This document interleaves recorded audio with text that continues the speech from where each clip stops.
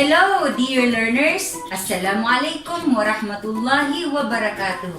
Welcome to another fun and exciting learning in English 7. Watch and come. Learn with me. I'm your English teacher, Maam Jalilah Rascal of Lumabo Memorial National High School. Are you ready, Bangsamoro learners? Now grab your English module, ballpen, and paper. But first, don't forget to subscribe and like our Facebook page. Before I bring you to our topic, let's have a short glance on what is our lesson. Tense. Tense denotes time.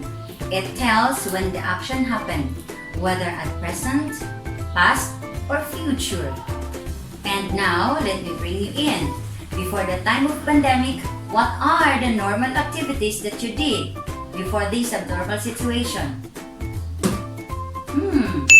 Enjoy hangouts, watch sport activities, rode crowded bus passengers, and many others.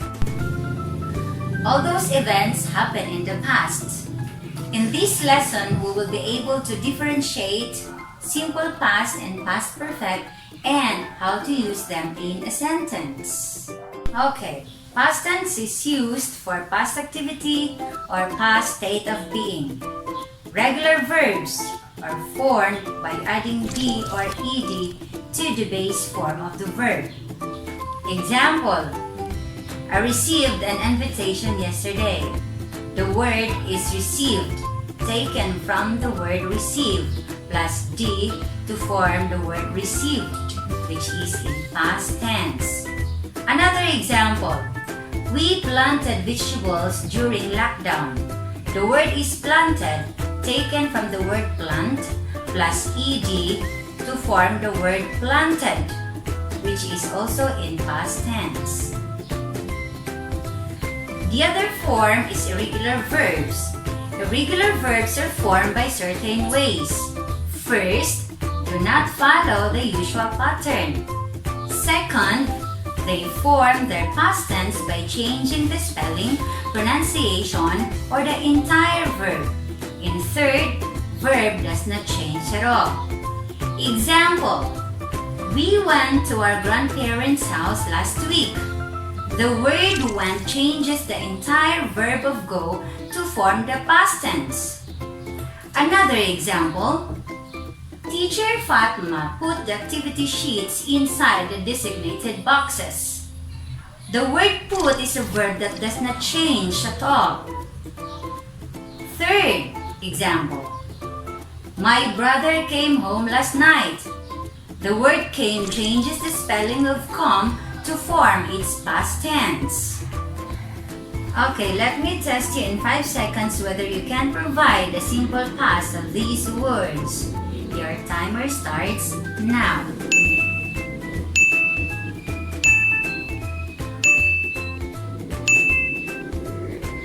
Okay, let us see whether your answers are correct. The simple past of the word awake is awoke. Very good. The simple past of the word bend is bent. Very good. The simple past of the word bet is bet. Another very good. The simple past of the word freeze is froze. Great. And now, let's move on to the past perfect tense. Past perfect tense is used to emphasize that one action happened before another action in the past. It does not matter which action is mentioned first. The tense makes it clear which one happened first. In the past perfect, we use the pattern subject plus had plus past participle form of the verb. Example, I had watched, we had eaten, he had worked, she had written. I want you to compare sentence 1 with sentence 2. Sentence 1. I had watched the video first before I went to bed. Second sentence. Before I went to bed, I had watched the video first. In the first sentence, had watched happened first, went happened next. Had watched is in the past participle, went is in the simple past tense. In the second sentence, went happened next, had watched happened first. Went is in the simple past tense and had watched is in the past participle. Do the two sentences mean the same? Yes! The meaning is the same. It's just the order of the sentences has been switched. But still, the first action that happened first is had watched the video. So, let's go deeper with these additional examples. I had brushed my teeth before I slept. The first action is had brushed in past perfect and the second action is slept in simple past. Another example. We had prepared the venue when the visitors arrived. The first action is had prepared in the past perfect and the second action is arrived in the simple past. Now let me assess you to evaluate your understanding about this topic. Each sentence here has two verbs. You are going to identify by underlining once the past tense and twice the past perfect tense. You are given 10 seconds to do the task. Your timer starts now.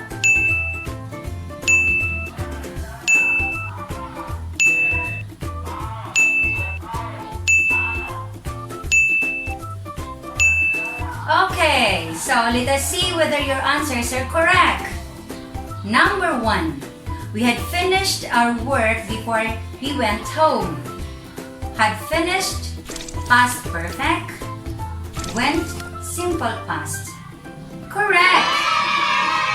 Second, before he became an engineer, he had studied hard. Had studied hard, past perfect. Became, simple past. Very good. Third, when I woke up, mother had prepared breakfast. Woke, simple past. Had prepared, past perfect. Perfect! Fourth, I had taken a bath before I ate my lunch. Ate, simple past. Had taken, past perfect. Great answer! So, to sum up with, past tense is used for past activity or a past state of being. The regular and irregular verbs are formed in different ways. Regular verbs are formed by adding D or ED to the base form, while irregular verbs are formed by certain ways. Again, first, it does not follow the usual pattern. Second, they form their past tense by changing the spelling, pronunciation, or the entire verb. And third, sometimes verbs do not change at all. And then for the past perfect tense, it usually uses the pattern subject plus had plus past participle form of the verb. Okay, I hope you learned from the lesson of the past tense and past perfect tense to achieve a perfect understanding of the language. So, keep on watching and subscribe www.siyapkokapaganad.com. Thank you for watching.